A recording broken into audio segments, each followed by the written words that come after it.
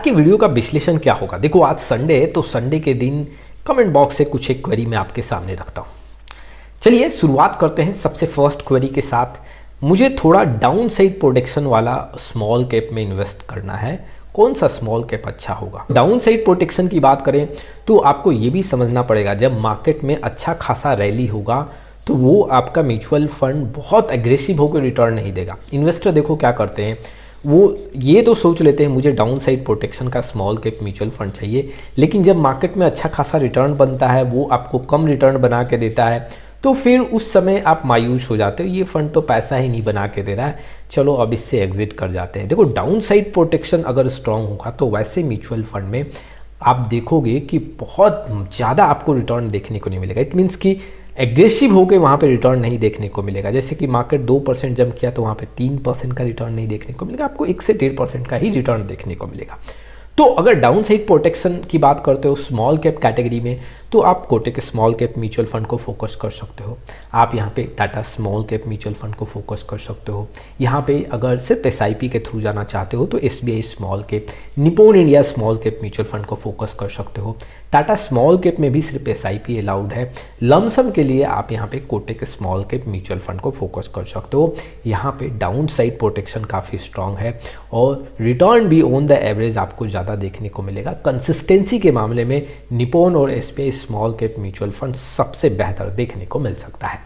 चलिए आगे बढ़ते हैं नेक्स्ट क्वेरी की तरफ, लेकिन उसके पहले mutual fund related complete solution चाहिए, चाहे वो पोर्टफोलियो रिव्यू की बात हो, पोर्टफोलियो डिज़ाइन, या फिर आप अपने म्यूचुअल फंड पोर्टफोलियो में कुछ बहुत बड़ा चेंजेस चाहते हो और कंफ्यूज हो, तो आप डिस्क्रिप्शन बॉक्स में व्हाट्सअप नंबर के थ्रू जी हाँ हमारे साथ जुड़ सकते हो।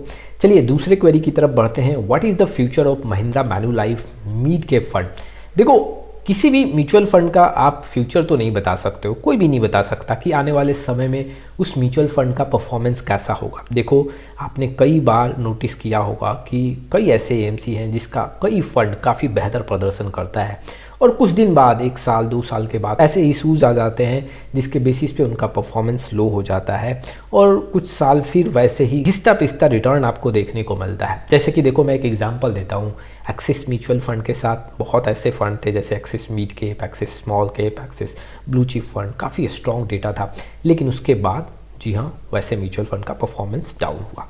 ठीक, अगर मैं अभी जो करेंट एग्जांपल मैं आपको दूं, क्वांट म्यूचुअल फंड के अधिकतर फंड का आंकड़ा देखोगे, जैसे quant flexi cap, quant mid cap, quant large and mid cap, large cap, यहाँ पे quant small cap, quant active fund, इनका परफॉर्मेंस आज से 6 महीने पहले का अगर आंकड़ा देखोगे तो काफ़ी अच्छा डेटा देखने को मिल रहा था, लेकिन 6 महीने का आंकड़ा लास्ट अगर देखोगे तो इसमें परफॉर्मेंस काफ़ी स्लो हुआ है। तो कोई भी आपको नहीं बता सकता कि क्या होगा म्यूचुअल फंड के साथ। देखो आज एक AMC के फंड्स काफ़ी बेहतर प्रदर्शन कर रहे हैं, तो आने वाले समय में कुछ ऐसे रीजंस हो सकते हैं जिसके बेसिस पे रिटर्न स्लो हो जाए, कुछ ऐसा आंकड़ा देखने को मिले जिसके बेसिस पे वहाँ पे आपका जो रिटर्न है कैटेगरी एवरेज से कम भी रहे। लेकिन देखो अभी जो करंट सिचुएशन है, देखो मैं अगर Mahindra Manulife mid cap fund का आंकड़ा आपके सामने रखूँ तो देख सकते हो पिछले 1 साल में 40% के ऊपर का रिटर्न है।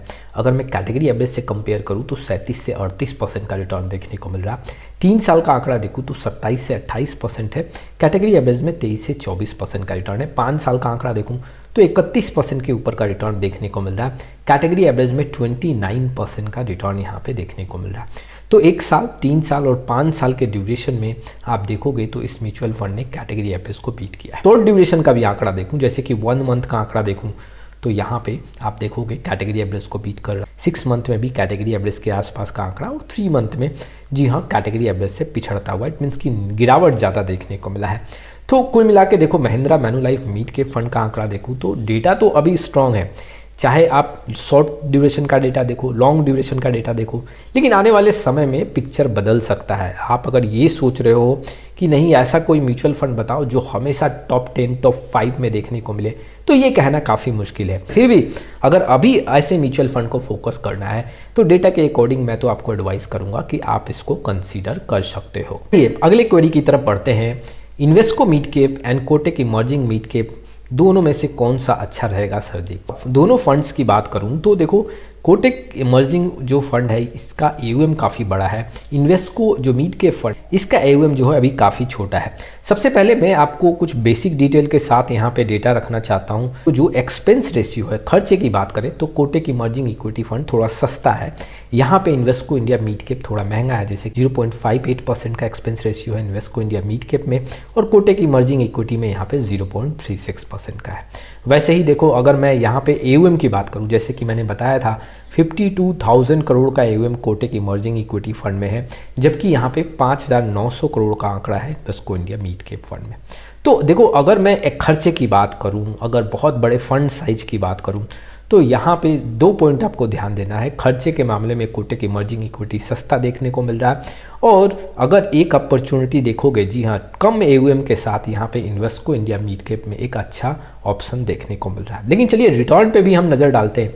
रिटर्न की बात करें तो देखो, कोटक इमर्जिंग इक्विटी फंड में एक साल में 42% का रिटर्न है, एक साल में इन्वेस्को इंडिया मिड कैप में 50 से 51% है। 3 साल की बात करूँ तो इन्वेस्को इंडिया मिड कैप में 26 से 27, और यहाँ पे कोटक इमर्जिंग में 24 से 25 है। 5 साल में इन्वेस्को इंडिया मिड कैप में 30 से 31, और कोटक इमर्जिंग में यहाँ पे अराउंड 30% का रिटर्न देखने को मिल रहा है। तो देखो, अगर रिटर्न की बात करें तो Invesco India mid cap fund काफ़ी अच्छा देखने को मिल रहा है। अगर आप खर्चे पे जाओगे तो कोटक इमर्जिंग इक्विटी फंड आपको अच्छा देखने को मिल रहा है। देखो, एक पॉइंट मैं काफ़ी समराइज होकर आपके सामने रखना चाहता हूँ। यहाँ पे अगर आप डाउन साइड प्रोटेक्शन चाहते हो मिड कैप कैटेगरी के अंदर, तो आपको कोटक इमर्जिंग इक्विटी फंड को फोकस करना चाहिए। लेकिन एग्रेसिव होकर हायर रिटर्न अचीव करना चाहते हो तो Invesco India mid cap fund आपके पोर्टफोलियो के लिए बेहतर होगा। चलिए अगले क्वेरी की तरफ बढ़ते हैं। मेरे पोर्टफोलियो में ICICI इक्विटी एंड डेब्ट फंड है एंजल 1 में, लेकिन मैं जब पोर्टफोलियो एनालिसिस में देखता हूँ तो मेरा पूरा 100% इन्वेस्टमेंट इक्विटी में दिखाता है।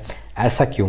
देखो, अगर आप देखोगे तो इस फंड में जो इन्वेस्टमेंट है, पोर्टफोलियो का आंकड़ा जो देखने को मिल रहा है, उसमें इक्विटी और डेब्ट दोनों में इन्वेस्टमेंट है।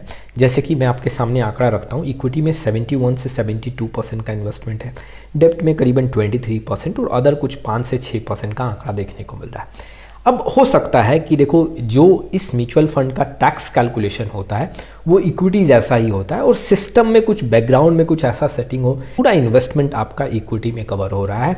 लेकिन अगर आप इसके पोर्टफोलियो में जाके देखोगे तो यहाँ पे आपका जो इन्वेस्टमेंट है, जी हाँ, इक्विटी और डेब्ट दोनों में है। मैं तो आपको एडवाइस करूँगा कि जो भी ऐप आप यूज कर रहे हो, अगर आपको लगता है कि कुछ डेटा मिसिंग है, सही व्यू नहीं दे रहा है, तो वैसे सिचुएशन पे आपको उस ऐप एक फीडबैक देना चाहिए कि ऐसे पॉइंट्स को आप प्लीज़ क्लियरिफाई करें और चेंजेस करें, जिससे को सही डिसीजन लेने में काफ़ी आसानी हो। कोई ऐप आपको सही डेटा नहीं शो कर रहा तो आप दूसरे प्लेटफॉर्म पे उस म्यूचुअल फंड का आंकड़ा देख सकते हो, जैसे कि आप मनी कंट्रोल पे, आप वैल्यू रिसर्च पे, ऐसे वेबसाइट पे जाके आप और डीपली ऐसे म्यूचुअल फंड का कर सकते हो। चलिए अगली क्वेरी की तरफ बढ़ते हैं। सर, मैं किसी ब्रोकर से रेगुलर ग्रोथ प्लान लिया हूँ, अब मैं उसी फोलियो में, उसी फंड हाउस के सेम या डिफरेंट फंड में लमसम डायरेक्ट ग्रोथ में करना चाहता हूँ, क्या ये संभव है? कोई दिक्कत तो नहीं होगा?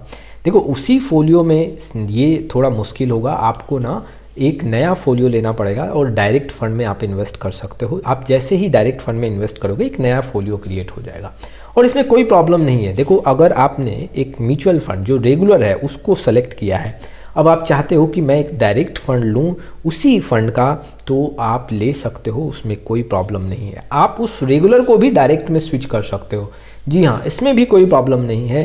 कुछ प्रोसेस है जो आपको समझना पड़ेगा, और काफ़ी इजीली ये पॉसिबल है, कोई भी इसमें दिक्कत नहीं है। चलिए अगले क्वेरी की तरफ बढ़ते हैं। स्मॉल कैप फंड में अभी लमसम करने का मौका है क्या? कल के वीडियो में मैंने ये पॉइंट रखा था कि लार्ज कैप, मिड कैप और स्मॉल कैप में, जी हाँ, क्या अभी अपॉर्चुनिटीज़ है। अगर आप कल का वीडियो चेक करोगे तो आपको बहुत ईजिली क्लियर होगा कि वाकई में क्या स्मॉल कैप में लमसम का अपॉर्चुनिटी है या नहीं है। फिलहाल देखो, मैं अगर आपको बताऊं तो स्मॉल कैप में अभी लमसम का अपॉर्चुनिटी नहीं है।